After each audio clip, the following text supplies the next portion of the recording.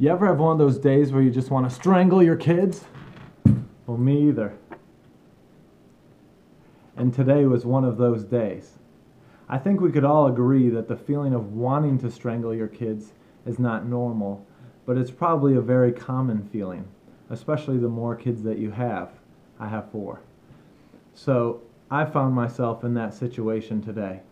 I'm Dr. John Bartemus, and I'm helping put the pieces together so that you can live a life at optimal. Now, since we can all agree that strangling our kids is not a good thing, we need to dive in those moments and take a self-inventory and say, why do I want to strangle my kids? What could be causing this sensation? And for me today, it was low blood sugar.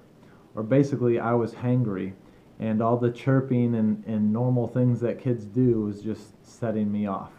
But I could tell that I was extra low blood sugar because in my peripheral vision, I was seeing those waves or those stars. So things were getting a little bit too far gone, or the blood sugar was getting too low.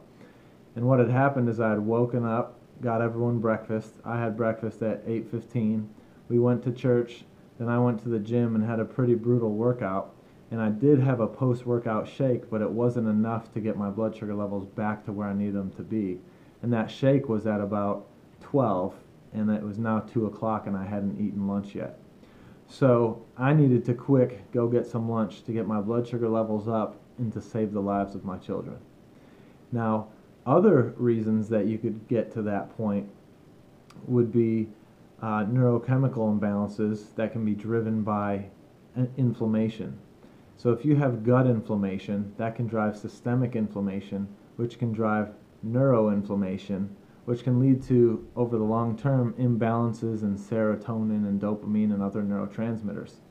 Well, since those neurotransmitters function in setting our moods and our cognitive states, then we need to take inventory in those moments of, hey, is my blood sugar too low? And if not, then am I suffering from some sort of systemic or neuroinflammatory disorder that is messing with my neurochemistry and my ability to deal with the everyday normal things that go on, including our kids.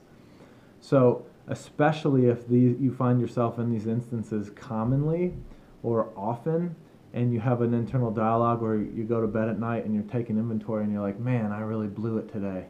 Man, I really blew it today. Man, I'm saying that often.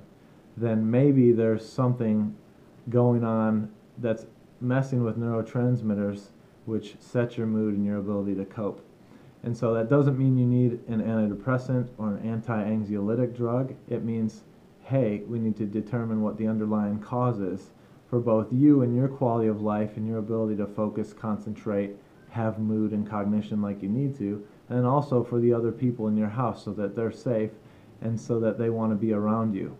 So today's nugget is in those moments of wanting to strangle your kids or wanting to do something that you know is wrong and that you know deep down you don't want to do, step back, take an inventory.